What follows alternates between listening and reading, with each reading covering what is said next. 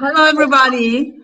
Welcome Hello. to the 9th episode of Women, the episode of Women in Hospitality and Travel Tech.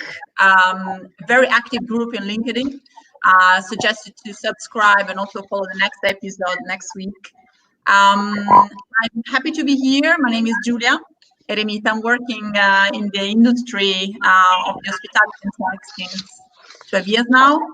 And these days, as everybody, I've been looking a lot at data, news, got into panic, got into quarantine. So actually our life totally changed, I must say, in 1 month.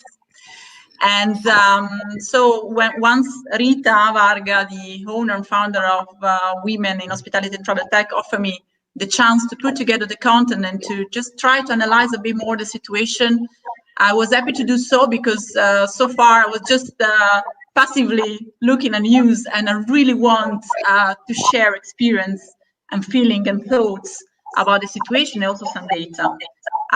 We have our director, which is broadcasting today, and Soita, a friend, a colleague, which I say, hey, hi, and thanks. And we have great speaker, and I'm very grateful because today they're going to really share what they're doing right now to mitigate, to react, even if it's hard, even if it's in the front line, and if the life is not anymore so sure, you know, what we are going to do, all of us, in the near future. But for sure, you know, there is a reaction into the market that we need to be ahead and understand. And also, we have two nice colleagues from Singapore, Norni, Ghani, from the Amara Sanctuary Resort in Singapore, a big one. She's a revenue expert. And Sheryl, Shen, expert in of the go-to-market China from China Skinny. Welcome. I will introduce also people from Italy, which is also my country, but it's also the country which got affected the earliest from COVID-19, that, by the way, entered into the dictionary just last week. So we're going to remember for sure this moment forever. Luca Boccato, the CEO of a group of 14 hotels in Italy, business and leisure both, from H&H Hospitality. Welcome, Luca. Thank you. We have Roberta Sandri, who is the CEO from CenterHotels, which is a supply network for hotels, also restaurant and cafe. Welcome, Roberta. Hello, welcome. Hi. And then finally, Michele Palma from Monrif Hotel, which is a group of hotel, especially business, I guess, also leisure in Bologna. And you are my last and also the first one who will get my question. Hi, Michele. Hi, nice to meet you, everybody. Just to shortly introduce the topic, I think today we're going to talk about what we are dealing, where we're coping with the current situation. The tourism is the industry who got affected the earliest, and it will probably be also the one who will be recovered. And it is an industry which is really represents a larger share of GDP from our countries, around 10% globally, and it really involves more than 319 million of jobs. So the effect of what is happening right now with this virus doesn't have any precedent, and we really like living this. Definitely everything is live. Michele, I will start with you from your experience in Italy. When did you realize that it was not anything that we knew from the past? It was something completely different from what we have lived so far with the COVID-19.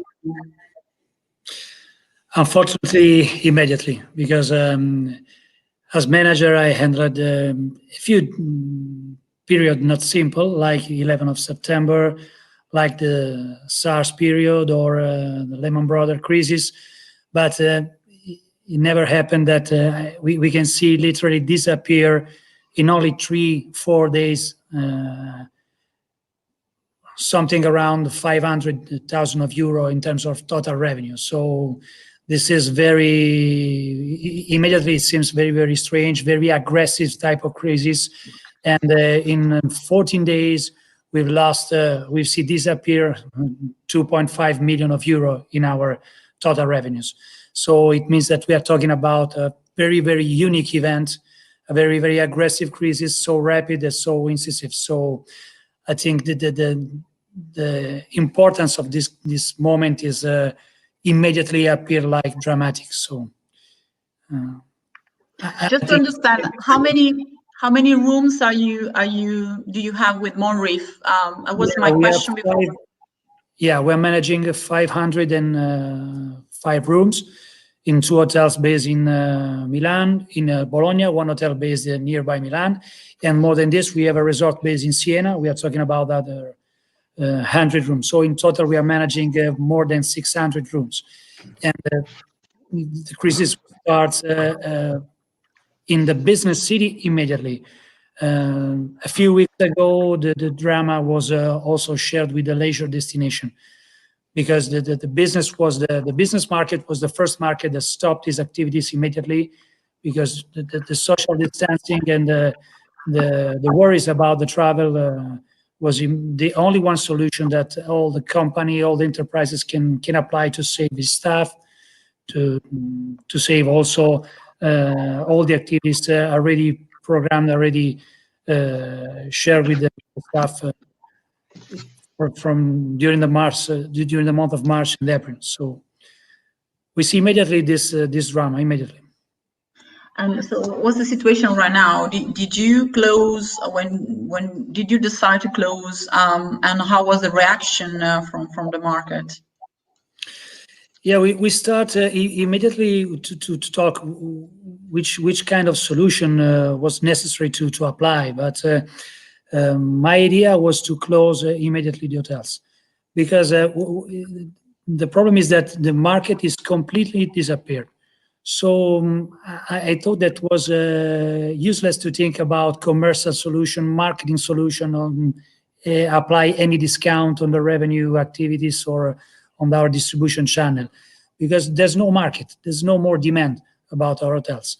So we decided immediately at the end of February to reduce all the services in our hotels, to stay open just with bed and breakfast, and after 1 week to close also the breakfast. And now we are opening on the distribution channel, just to don't lose our image on the distribution online. But our services are just guaranteed in terms of room only. For example, today we have 2 guests that are that are traveling in Bologna for 2 weeks, and we talk with them that we are not able to provide any services, and we provide just our rooms to informal as apartment only. We start at the beginning with a market campaign that has claimed communicate to our guests that as we are managing some huge hotels, we have huge surface, so we can host some small meetings, also small activities, guarantee the social distancing. In Italy, government oblige us to respect the distance minimum of 1 meter from one to each other.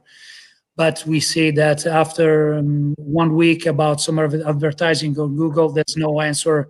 And so we decide to stop it, to don't lose much money on internet activities, on the web marketing, and we decide just to play on defense and to save what is possible in our economics account. Thanks, Michele. We were talking yesterday that somehow, when you started closing your hotel or just taking defense, as you said, the market, your colleagues, you were thinking that you were kind of like overreacting, to the situation. But at the end, nowadays, the situation is getting even worse. And so at the end, it was the right choice and right thing to do, because every single day more was debt, extra money, losing, and so on. Let's go now to Luca. Hi, Luca. We were briefing very shortly yesterday, and you told me something that really remained impressed to me, because it was my same reaction. At the very beginning, there was sure kind of like confusion in all the information that we got. It seemed to be severe, but maybe a flu, maybe, you know, was not so bad, maybe we should have waited. And you said yesterday that the reaction was kind of like irrational. We didn't really think, we just pretend not to see, you know, the reality for a while, for some days, because we thought, you know, that it could have been better at one point, but that was not the trend. Just, can you share your experience with HNH hotels, in Italy? Yeah, basically, when this crisis started, we didn't realize immediately the fact that it would have been such a huge crisis with such a big effect to all our properties. We have 14 properties spread around Italy with almost roughly 1,800 rooms, but only 11 were open at the beginning of the crisis because of the fact that we have 3 properties that are only summer properties. And when the crisis started, at the beginning, we only experienced the fact that many reservations were cancelled, even if some of our clients asked us to be kept open for a certain period of time. And therefore, we tried to get open whenever there was a client asking for the hotel to be open. But it was not easy to do that because of the fact that at a certain point, of course, we also have to deal with the fact that some of our employees were also afraid of working in that framework, in that situation. And as we discussed yesterday, I think that there is whenever you have to deal with the fact that you can be affected personally also for your health, there is some kind of irrationality in the way you behave and you manage the crisis. And this is basically what we experience, some kind of overreaction all the time in all the experience. And therefore, every time it's difficult for us to understand what we are dealing with and what we are doing. And it is much easier for us to understand that point after a while. I mean, now, in my opinion, it's very clear what we have done 2 weeks ago, 3 weeks ago. It's difficult to understand what we have to do now and to understand what better to do now because of the fact that, of course, also information are very limited and we are not very well informed in that respect. So basically, we started from the 25th of February to close hotel by hotel as soon as we were able to do that. And at the time, we don't have any hotel being open. So all our hotels are closed. And of course, we are dealing now with the crisis in terms of employees and also in terms of expectation for the future. Thanks. Very shortly, because now we are going to go. You were talking about a lot of cows. There's a big background, and so if you can soften maybe a bit. Okay. Yeah. Okay. I was thinking about which are your sources of information. This morning, you suggested me a great webinar from CTR, which were giving a lot of great data, great insight about occupancy rate, ADR, RevPAR, and also trying to forecast very cautiously the future. Which are your source of information? If you can share, what are you looking at? The mega trend, of course, again, the virus trend, I guess, COVID basically virus. Basically what we try to do in this period is to find out some relationship from what we are seeing and what has happened in the past. So most of the analysis also in today's morning STR webinar is try to create a relationship between the current crisis to what happened during 2003 for the SARS in the Chinese market. And of course, this is the best way for us to understand the time it will take to get out from the crisis and to get back to a current a normal situation, I would say. So the 2003 SARS crisis is a benchmark somehow in this respect, and the numbers given by STR are very, very important at this stage because, of course, they give us the current situation of the market consider that the drop in the Italian market had been overall about 90% in the last 4 weeks compared to the same time last year. And of course, the decrease is huge. I mean, there is no market that can stay alive in this framework for a long period. So this is not a crisis; it's a dramatic situation for the market we have to deal with. And of course, then I'm not an expert. I'm not a doctor. I'm not an expert in virus or whatever, and therefore I have to deal with the standard magazine and newspaper in order to create myself idea on what is happening around Italy and around Europe. So yeah, as you said, unsurprisingly, the demand doesn't exist any longer. So some hotel that just went down to 1-digit percentage of occupancy rate, which is not enough to cover operative cost. It may be okay, maybe for a B&B, with less cost involved, but for a big hotel, also medium-sized hotel, Italy has an average of 130, which is also average for many other cities.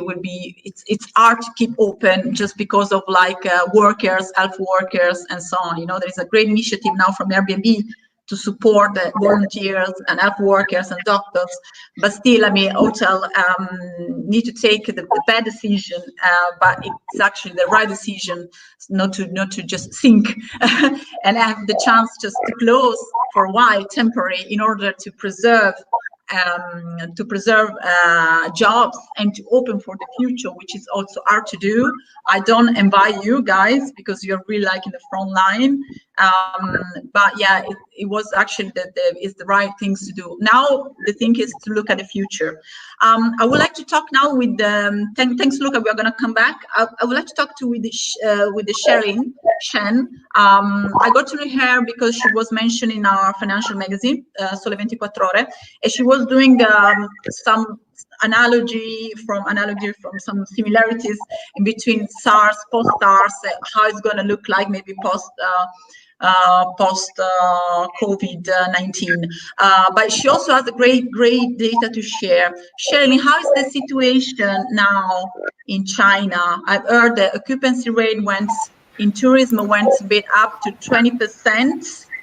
And in the past, during the peak of the crisis, was down to 2% in the Hubei, I don't remember exactly, but in one of the most eat area, and 5% in the mainland China. So how is the situation in general? Are you really recovering? Yeah, definitely. So it's been months since, just give you guys a little bit of context in China. So the outbreak in China actually took place during the Chinese New Year, which is in the end of January. And, it was a full outblown. And in order to contain the further spread of that virus, the government actually introduced various policies to trying to put people into quarantine, to basically keep people safe. So we actually extended the holiday to, extended the forced involuntary quarantine to the beginning of February, which then again extended to the middle of February. And we actually recently just started returning to the office to be safe in the middle of March. So that's almost 1.5 months between. During the Chinese New Year, I was a bit lucky and also unlucky because most people already went back to their hometown. But unlucky is because most people have to return from their hometown to their workplace and their living locations. And after traveling, you have the mandatory 14 days, so that also affected the restaurants, the stores being reopened again.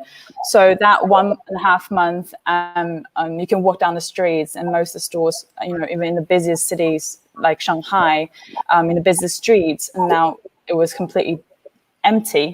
However, right now, with the strict quarantine, the policy taking place, the situation has actually gotten so much better. As you say, many cases, like the the curve had been flattened, and the confirmed cases is it's no longer being found, and then people more and more getting cured and get back to normal lives. Even now, restaurants is being opened for a long time now, and in the beginning they will have about 2 weeks ago they started to have limited working hour, and now it's completely back to normal. And cinemas are opening again, even though you have to sit, every other row to keep the safe distance from each other. There's always the temperature check-in and everything to make sure that everyone's safe. So all in all, everything is getting back to normal. And it's really interesting because this morning I was already starting to see some really interesting stats coming out in terms of tourism. So Chinese people actually start to consider traveling again, with the situation in China, in domestic settling down. We actually observed a 138% increase in flight searches on a online travel agency. So, people are looking to travel. So because we have another holiday coming up in about 2 weeks in the beginning of April. So that's a very good sign to see people having that pent up, desire to travel during the whole time stuck inside. They're actually looking to travel outside. So I will just quickly show you guys the stats I actually have here just to show, what happened in China in terms of, people, in terms of tourism-related services. You can see last year during Chinese New Year is one of the biggest domestic migrant, traveling between different cities happening during the beginning of the year. You can see it's 27.4 million. All these people averagely spending 10 minutes on there. In comparison, went to the early January in 2020, which is the beginning of the outbreak. It's starting to drastically decreases into during the full blown of the outbreak, which is again this year's Chinese Spring Festival, which is a 10 million give or less, change decreases. So just to back up to Michele was saying before, all the traveling is decreased drastically. No one's really, booking hotels, booking flights to travel because they're probably due to cancellations or, travel ban at the time. Just have a look at this one. So this is just another stats to, back how we were saying before. The traveling, the traveling pattern, people searching on these top online travel agent, the platforms are decreasing significantly, just similar to SARS 17 years ago. People canceling going out because, they fear of their safety, and then they have to return the tickets, getting a refund. Many people have to cancel their, international travel as well. They have their holiday planned during the Chinese New Year, which is one of the longest holiday we have, in China. So this is definitely, but if you look into the pattern we see in SARS, it was expected to slowly get back to normal in April, and then there's a supposedly an expected surge in traveling in March, a Chinese holiday. However, of course, given the global situation right now, that might be prolonged again. But then again, once everything getting back to normal, Chinese consumers are, show very desire to travel again. These movements, on these platforms definitely increase drastically again. People buying tickets and planning holidays again. I personally already started planning my holiday, whenever that's possible. So yeah, definitely everything is starting to look really positive on Chinese side. And yeah, globally, the Chinese people are definitely ready, travel and as soon as possible. Just because, yeah. Yeah, thanks a lot. I'm not sure in the streaming, because I'm looking also externally, but maybe it's me, was shown your second slide. Yeah, now I see it. So probably there is just a bit of delay. So just to know if people are following correctly. What you say, it's very real. I was talking with somebody living in China, Chamber of Commerce and so on. They told me that, for example, there is the automotive market, which is the one that you always use to benchmark any other industry, is really like flourishing. So as discover a new season, is really like blooming. So myself, I expect, you know, as soon as we are ready to get out, just to do everything that we haven't done in our life, and travel is definitely on top of my list. But this morning I was looking at data from CTR, this consulting firm, an English consulting firm, American English consulting firm, and they were surveying many travelers in EU, Europe, and they were asking, what are you going to do after the COVID? Are you going to travel more? Are you going to travel the same? Are you going to travel less? So 50% of them, which is the question I'm really asking myself, because the effect, the psycho effects of everything, they're going to be, we don't know exactly where we are going to heading, you know, because now we are living in social distances. For our Italian, it's so hard. It's so different, you know.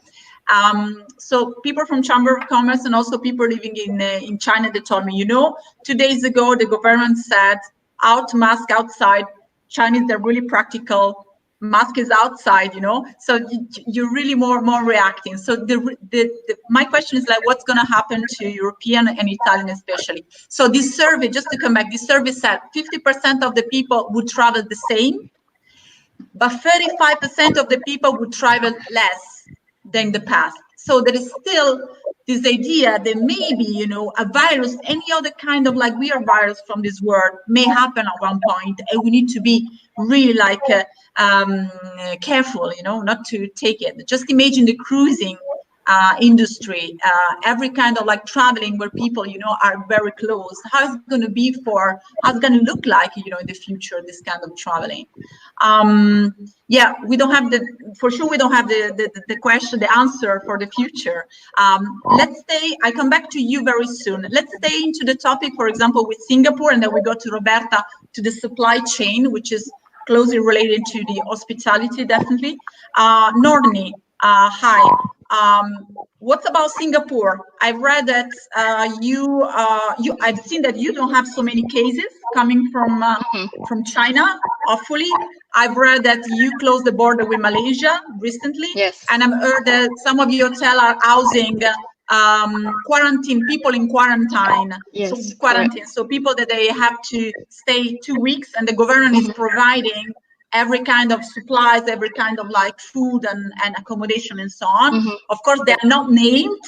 They are not named, so nobody knows where they are, this hotel, people in quarantine. Yeah. But they are doing, you know, they are active also with this kind of like customers, so visitors. So I was really impressed by this reaction. And you also have you're also dealing with revenue management also in a global scale. So you have also the view of the China market. What's happening right now there? Okay, so China is one of the top 3 market in Singapore. So when this happened, we have a lot of cancellation at the beginning of the Chinese New Year period. And then our government was quite fast to react on it. So they actually have already reported that there is some coronavirus that's already in Singapore. So because we have already experienced SARS back in 2003, so our government was fast to actually tackle the issue. So we did not actually close or do a lockdown immediately. So what our government did is like in phases. So right now what we are doing right now is just promoting our staycation, and then the power of the family and friends will actually help us as well, and also the staycation, and also we also targeting the stay home notice guests, because initially, before the government decided to house the stay home notice that is coming back from UK and US, there are still some other guests from Japan, from Malaysia, who actually needs some accommodation. So we received some search for that. So that was like last week, our occupancy was about 80 to 90%. For especially my property, and yeah, and also some property because I'm right now based in island that is Sentosa, so we also have a city hotel. So city hotel is also receiving a lot of staycation during this period. So also closing the borders between Malaysia and Singapore actually does help us a lot to actually get some revenue and also occupancy, because it was a sudden lockdown by Malaysia. So we have like about 300,000 Malaysia actually commute to Singapore to work and go back to their country. So yeah, we received some shares on that as well. Yeah. Yeah, thanks. There was a bit of delay. So it's basically, yeah. I got actually the business still running just because the country is protecting itself very well from from infected, and also trying to support as much as it can. Also, for example, with the quarantine, and doesn't have nothing to lose about, nothing to hide about that. So it's just really trying to help as much as it can. Okay, we're gonna come back. Just for out of curiosity, how many rooms you have with the Amara Sanctuary Resort? We have about only 144 rooms, but operating itself is quite huge because we have a lot of maintenance that we need to do itself. So to break even, actually, we need at least almost slightly above $500,000. Yeah, so in order for us to break even, we did a lot of cost cutting. Like, for example, the first thing that most of the hotel did is to implement all the staff to actually clear their leave. That is from 2019 and the first quarter of the year. And then the next step that most of the hotel did is they actually cut costs on especially the F&B side.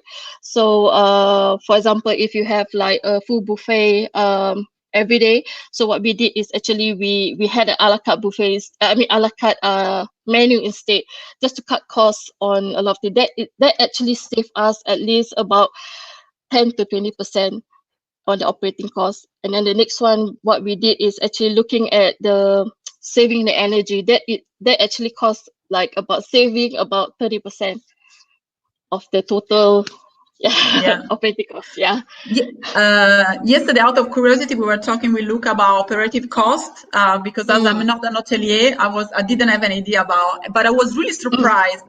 For example, one of the most part of our industry hit by COVID-19, it's the flights, basically the airlines. Airlines can cost up to 10,000 euro per hour, depending on if it's an Airbus, but not less than 5,000, with everything. And hotel actually, it's not per hour, but it's not so far in terms of daily cost. It really depends on the size. So it can cost around 5,000 EU. I'm talking about euros. I don't know exactly on your currency, which is something that I honestly didn't expect. But of course, it depends on what you do. In your case, it's a resort, so it's a lot of resources involved, and in terms of like maintenance. Correct. Yes. Correct. So let me come back to you then to the future, to the present, and the other side of the country, just to help us to understand better what's going on. Roberta, hi, thanks for coming. You're with CenterHotels, so you're related to the supply chains because you're the first network for buying and selling supplies in the market. How are you coping with you can also explain better than me what you do. How are you coping with everything, because you are really affected by in the supply chains at the moment, right? I guess. Exactly. CenterHotels is a hotel associations, and we provide services to hotels. The big part of our services is related to supply office, and providing also central payment for hotel purchases. So of course the crisis and the closure of hotels in such a short time period affected our business dramatically. And what we have done, of course, we started immediately to take care of the safety of our employee. So immediately starting from the beginning of March, all the staff has been working remotely from home. Actually, this was not very difficult for us because we were already equipped and used to work remotely when needed. So that was not much difficult for us. And we keep providing support to our hoteliers, because of course it's also a kind of psychological support right now, not only related to services. And we have immediately analyzed the impact on our business, trying to think about different scenarios. And of course, our pessimistic scenarios is dramatic. We are projecting 1,600,000 euro loss in revenue. And our main asset are people, because we are providing services. So our main asset is related to people. And we really thought of both keeping the activities, so not closing completely the service to our hotels, but at the same time we need to preserve and keep the job for the people. So we immediately access to the social safety nets that are available. So at the moment we can reduce our people cost by 50% by keeping the activities. Of course, we have to reduce a lot the working hours, but we can provide the services. And another important part of the match for us is, of course, related to cash flow, because since we centralized payments for hotels, and actually last year we centralized around 8,700,000 euros. So we anticipate payments to supplier for our hoteliers. And at this time, this is going to be the real challenge for us. So what we are really doing is talking to our partners. We have been working with those partners since 15 years. So luckily, the relationship is very solid and long-term. And we are talking with them, and we are seeing a great collaboration from them. They understand, and they are completely in the same film, unfortunately. And we are negotiating deferral for payments for our hoteliers. So our hoteliers can benefit from deferred payments, especially for the first couple of months of the crisis. And our invoicing is going to be their priorities as soon as they start recovering. So we are really trying to be able to survive and to be able to get back to normal life and normal payments as soon as hotels start recovering. So that's the main challenge. Banks at the moment are not giving us a restriction. So I think they are still trying to understand how the financial measures of the government is going to help them. So at the moment, we are not seeing restriction. So our CFO is talking almost daily to the banks. And that's it. That's the way it's really relation and phone calls, both with suppliers and with hotels, to try to overpass at least March, April, which will be the tougher month. And then as soon as the hotels start recovering, getting some occupancy, for us, the revenue is going to be back because, of course, we are providing services and purchasing related to occupancy mainly. So all the food, amenities is really related to occupancy. Yeah, Exactly. It's very important what you say, Roberta, about relationship, long-lasting relationship. This is the very delicate time. Everybody wants to be protected by the situation, but no one of us has really the most right to be protected among the others. I've seen in the market a lot of situation in which, you know, they're trying to say, okay, I have the right to be protected. You don't have the right to be protected because you are not delivering the services. You are maybe an intermediary, or just you are a supplier, or just you are satellite activity, Series B. But this is really the time where everything can be damaged. We need to be very correct, you know, and do your own and acquire all the competences to get what we have to have. And the banks, they're doing an amazing job, you know, to try really to understand the situation and just trying to support the economy. Otherwise, they will be in the same mess, and they really are together with us. We are all of us in the same. Exactly. In this situation, and I think this is really the messages need to be spread all over, and just looking at the scenario in the future. You start answering. You agree with me? Yep. No, that's true. That's exactly what you say. I see in my little work in quarantine with family. We have a kindergartner, and they hold our payment for March, and there was such a discussion. It took for 2 days, and now, you know, they came back and they say, guys, this money they will use as soon as you come back.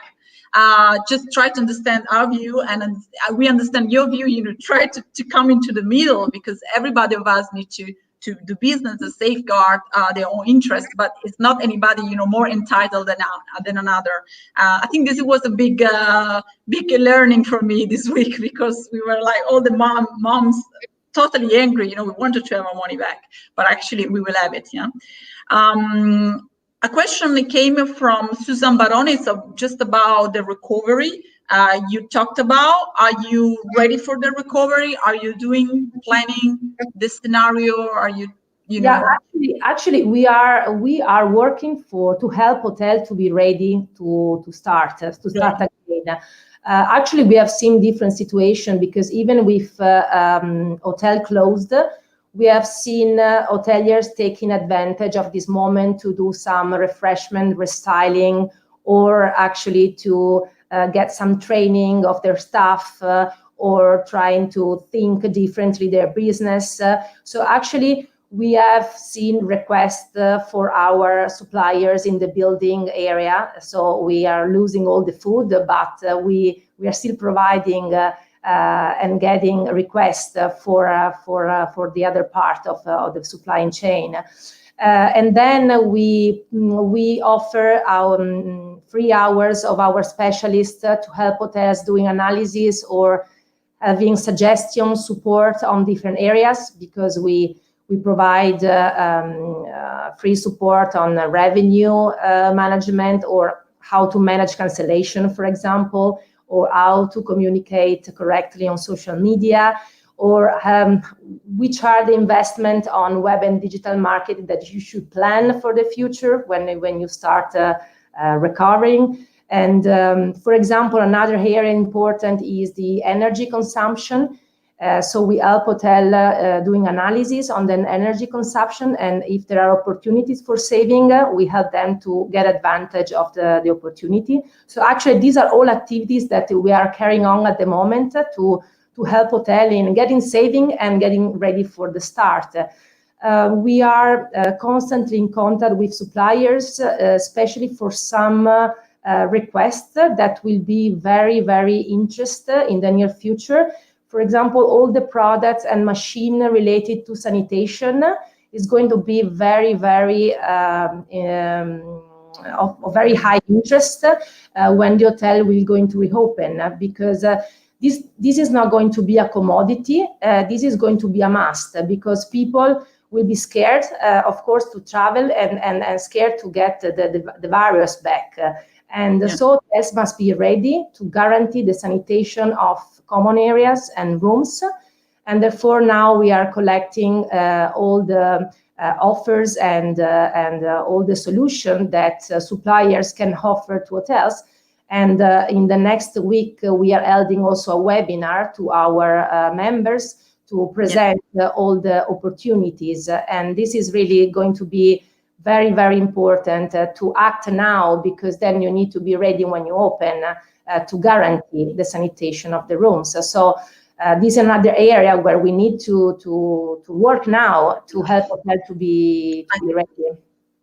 I think what you say it's correct. The traveling will be different, and to start with sanitation is definitely the right step, because everybody, as I said before, maybe it can be. I'm already a bit scared, you know, about what I'm touching, what I'm doing. I don't touch anymore my eyes. I don't touch anymore people. You know, definitely we're going to be different after all of this. I'm gonna jump after to Sheryl about this question, you know, about sanitation and so on. But now we go to Luca and to Michele to one very technical question for both. Luca, I will start with you. It's a question from Antonio Barbieri, who is asking, what will happen to the value of the hotel asset once the crisis will be over, considering the abundance of offer compared to travel demand? Is anything you want to take and answer? Yesterday we were talking about scenarios and data and cost. So I guess this is for you guys. Unmute the microphone.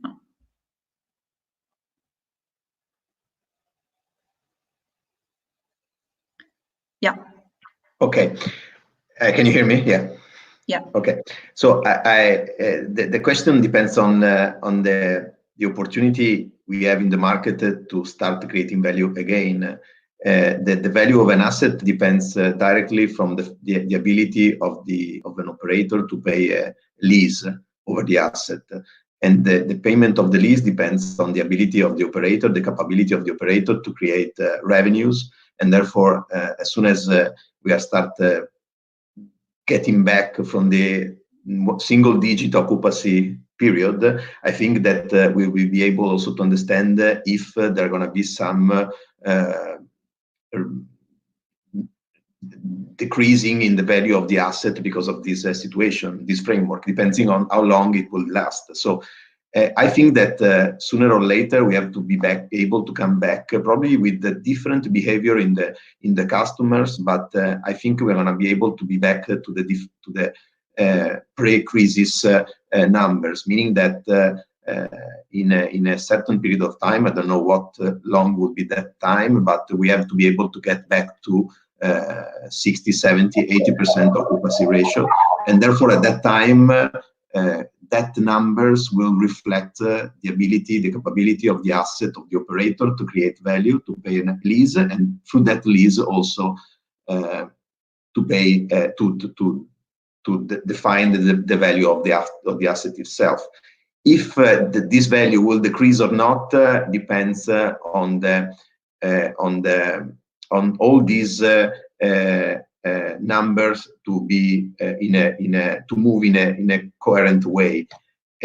Something that will be different is also the fact that probably more in adjunction to the past, there are going to be also some increase in the risk and in the ability that all investor has to like risk or to be against risk. So the risk attitude will be important also in order to define the value of the asset itself. So it's a framework that has to be defined depending on more variables and not in a very short term. Yeah, Michele. What will happen to the value of the hotel asset once the crisis will be over? You agree with Luca?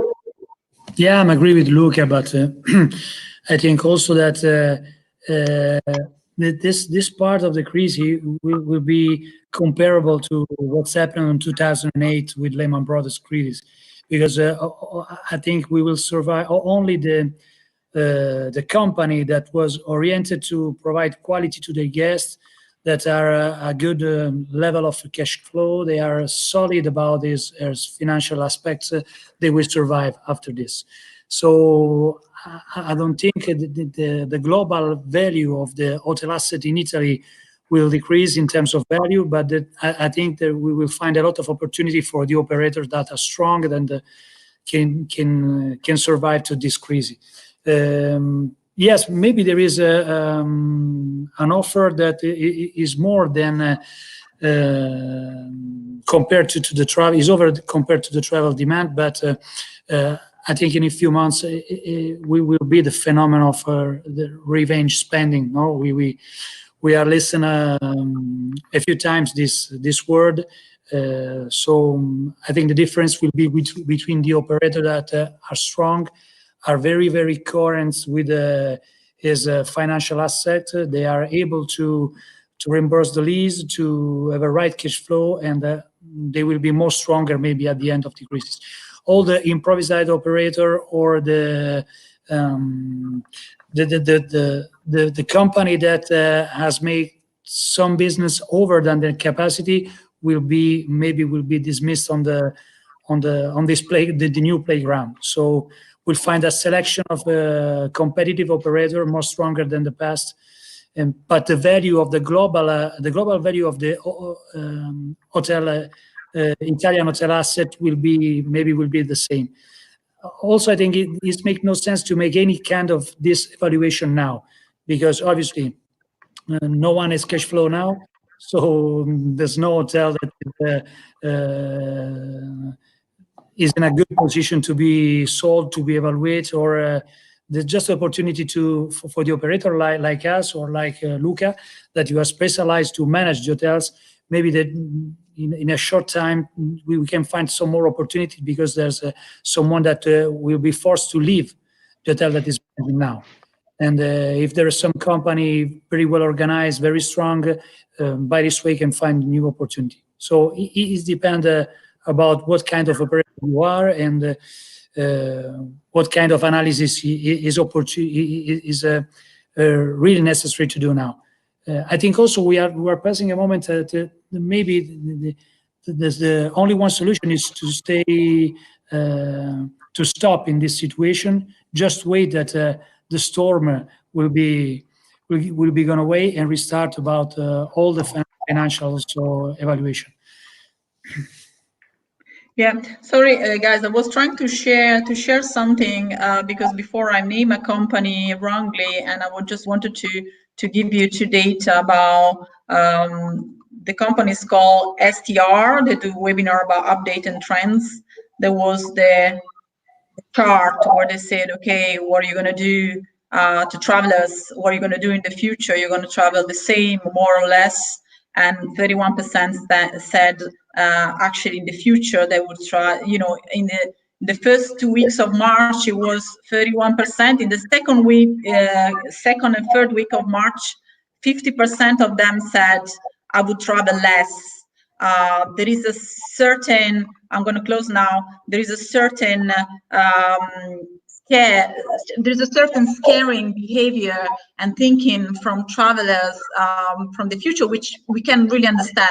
I want to ask Sheryl, because we don't have so much time, how is life now? Do people will be doing differently? Are people already living differently? And what do you think about travel? Yeah, definitely. So I definitely understand the critical situation that's happening globally. I personally also experienced that, in the beginning of this as a marketing firm. We're also worried that our business is going to take a huge hit, given that most of our clients are international, and given the travel, the travel bans and stuff. So we're afraid that no clients can ever come to China and, find out about China market and such. However, however, in China, actually, the word crisis actually says 危机, meaning actually the first character means a dangerous, critical situation. The second character actually means opportunity. So we believe that many opportunity actually come out of a crisis situation. Like one of the biggest, one of the biggest e-commerce platform in China actually happened, started selling online during SARS in 2003. So many of the new opportunity and market trends actually happened in the very critical time. And we do observe many, Chinese consumer adapting new behaviors. Yes, they are trapped at home, but they start to grow emotional connection with the home, and they're starting to think in a more sophisticated way, you know, to look for a better life condition. You know, you can see that shopping habits, you know, purchasing online many items and art items to make their home feel better, you know, during the quarantine time, which is quite unique for Chinese consumers. And the e-commerce penetration rate had increased drastically as well, because, you know, with the quarantine happening in China, most of the things you have to get it through online, which used to be one of the biggest obstacles to get the, you know, the older generation people or lower tier cities people to you know, to use the digital things.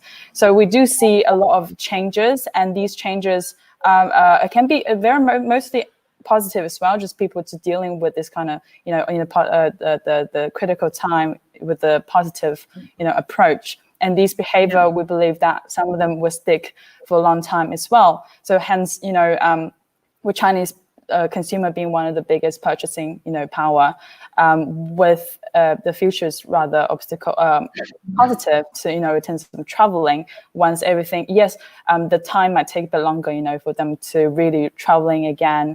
But once that happens, the suppressed, you know, the desire and the feeling wanting to travel, you know, those group of people will have now with even higher, you know, desire to chase for a better, you know, different level of, you know, the comfort level and, you know, sophisticated level. So in the future, we do see, you know, compared to 17 years ago, China is so much different now. You know, we grow so much, and the purchasing power and then the purchase, you know, to drive the travel rate would definitely increase drastically. So yeah, I think from now, from at least in China perspective, everything's definitely getting better. This is an aspect I really would like to get into deep, because I've seen a big improvement in my country in general, among areas where you would never imagine people just doing e-learning at school, or like reserving a grocery, ongoing shopping online. Also, you know, my mother is over 70s. No, actually, my mother is under, but people, you know, over 70-year-old, they're really trying to. I give more ages to my mom. They're really booking now. And what's gonna happen when everything will be normal? I'm sure they're gonna gain a lot of portion. These websites they are currently crashing, you know, every day. Now they need to just improve the experience, usability, and online. And I think because of that, tourism will be affected even much more by online booking. There are some questions which goes more in the direction, but from Mauro Esposito, I can give it to one of you if you want. He's asking if we can still collaborate with OTAs after they are not collaborating. I think I know what he means. I don't know, anybody of you want to take that? I can just say that everybody, as I said before, is really trying to stay into the market.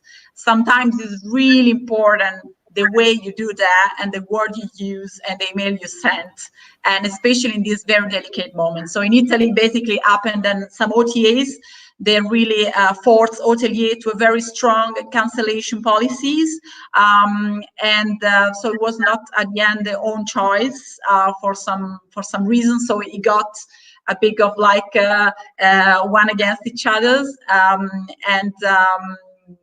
I'm sure, you know, everybody's suffering from that. And the reaction at the beginning may be a bit irrational, and also the word's not the perfect one. But you know, we need to just look at the best compromise as usual. I can send this question together with another one, also maybe to Roberta.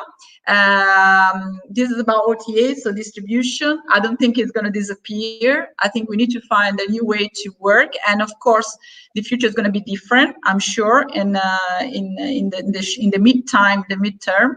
Stefano Pietrolucci is asking, Roberta, if you want to answer, it's yours. It's a bit hard, actually. How confident are you in the Italian government fully committing itself in preventing the Italian tourism industry from collapsing?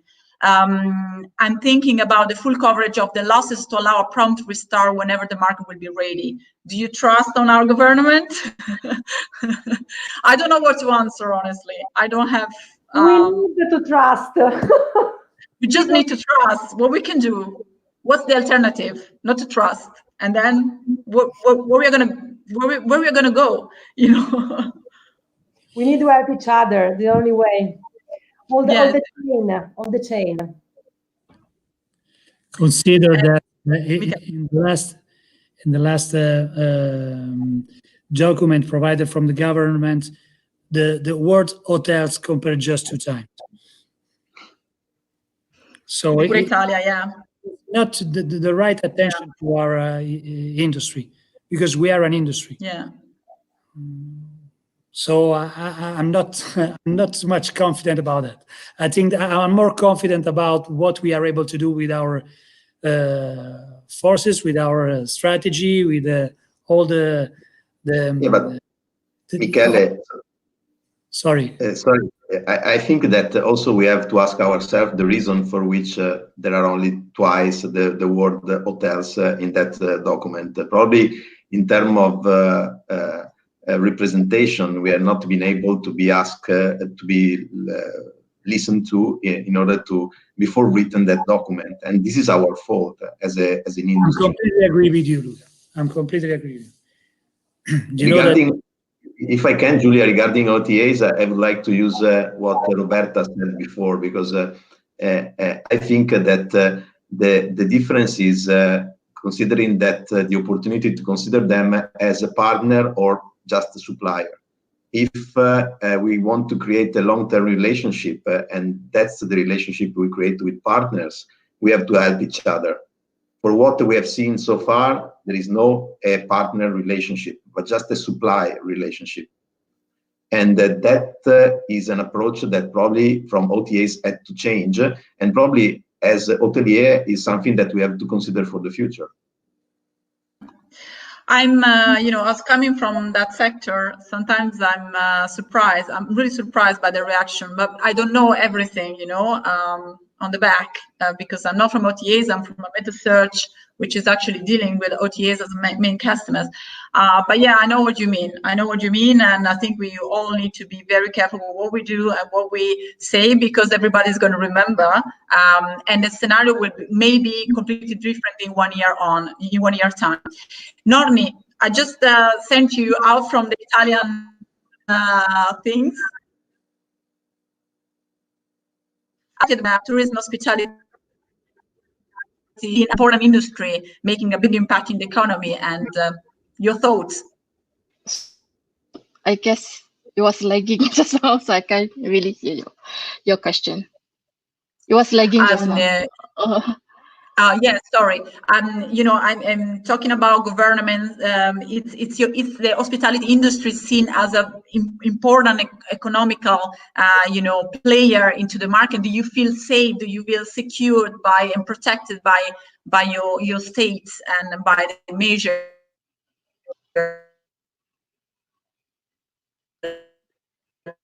Take. Okay.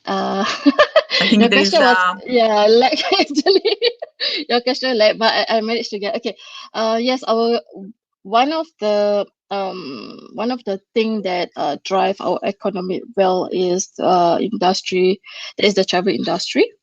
So our government did actually help a lot in supporting the travel industry. Like for example, like I told you that, you know, we actually have housed some of the I mean there's a lot of stay home notice guests which just come back from US and also UK. So they have selected, I think, about 10 to more than 10 hotels to actually house them.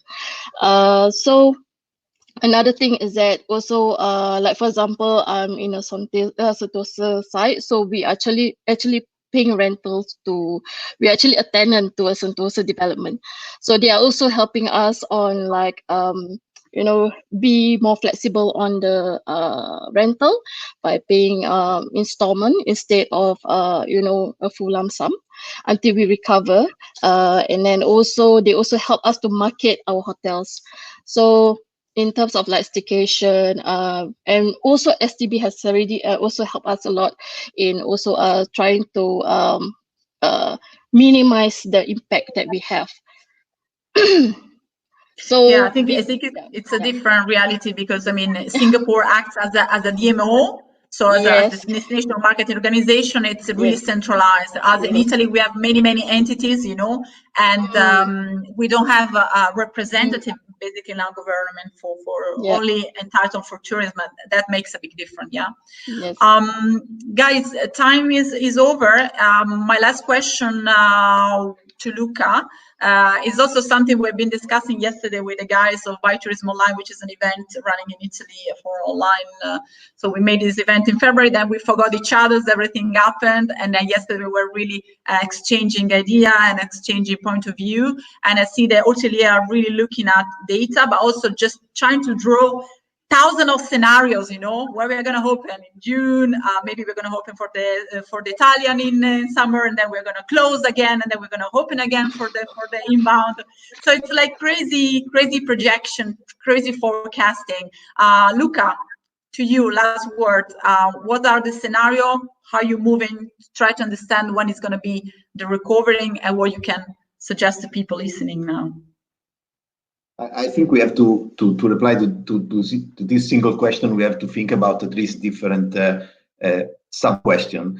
First is when lockdown will be over, and this depends country by country. And we have to consider the fact that if lockdown is going to be over in Italy, it doesn't mean that it's going to be over in countries outside Italy that usually are country creating demand for the Italian market. That's very important. So we could be in the position that hotels are open in Italy, but we have only to deal with the Italian market. Second question is what are going to happen during the summer season. That is the first period in which hotels reasonably are going to be open back, and also the situation in Italy will be somehow getting back to normality. And in that period of time, we have to consider that is the most important period of time, season during the year in Italy for the tourist market, for the hospitality industry, and therefore the level of the demand that we're going to have in that period is very, very important in order to understand what will be the impact for the industry during 2020 as a year as a whole. Finally, the last question is when the market will completely recover from this situation. I would define a complete recover a situation in which we're going to be at 20% less than the numbers we were used to before the crisis. So I expect myself being in that situation by September, October 2020, meaning that in that period of time, probably hotels will be back creating value instead of destroying value as in this, compared to the situation we are right now. So these three different estimates, these different numbers that we have to deal with in the following months are very, very important for us. Yeah, there's not only one forecasting, because as you said also yesterday, we're discussing probably we will be the first European country to get out of it. Probably, I really hope so, because it's a nightmare. But then doesn't mean that we're going to recover because of that, because all the inbound inbound tourists, they are coming visiting, they will be still in the chaos. So we need to wait for them. And at the same time, as many employees, they are now most of them, they are on vacation, they are like unpaid leave, are they going to have, enough days then to spend on holidays on summer and so on. So there is so many, and also depends on the share of your customer country.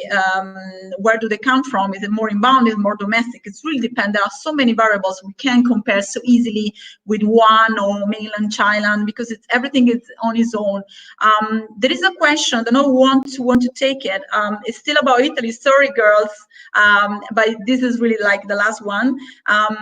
Since some of the hotels are very oriented in the U.S. market, for example, Lake Lake, Como Lake, Milan, Florence, etc. So I guess it's more Luca in this case, but also Michele and Roberta. What's your opinion about the market and the recovering about the leisure USA market? I personally think, I don't know if this year is going to be the year to recover, and maybe we need to look at more far in the future. Probably, yeah. What do you think, Roberta? I think that for US market is the tougher one, because usually they plan and book summer holidays in between January and March, and so the period of the crisis is really affecting the period when they usually book their holidays. So the booking windows for this market is much wider than other markets. So of course, in the thinking about which markets will start traveling in Italy or coming to Italy before is not the US market, of course. More domestic and more even regional, than domestic, and maybe go in proximity.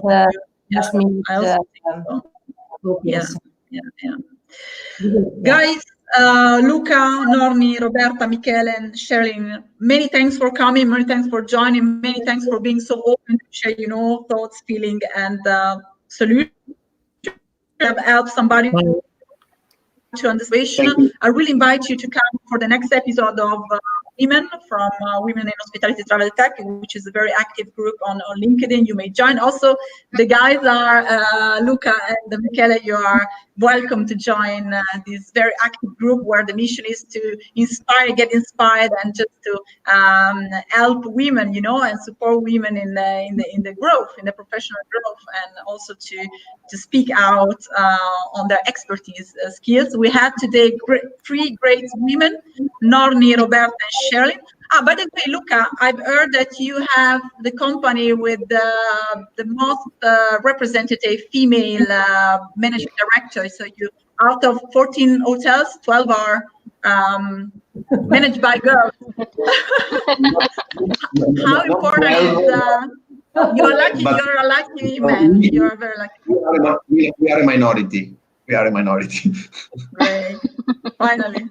So how important is diversity in this situation, in these difficult times, in this critical situation, to have, young people, women, diversity, not to talk just with peers, the same people. Luca? Sorry. Speechless. He doesn't know what to say. But yeah, it's fine. Don't worry.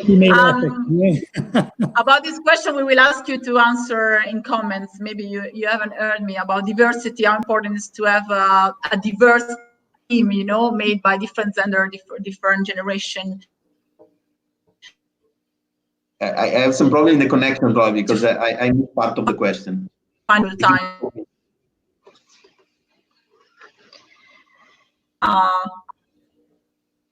Sorry? We are losing the connection. Yeah, that's the problem. Sorry. Okay. I'm gonna involve you, okay, about diversity.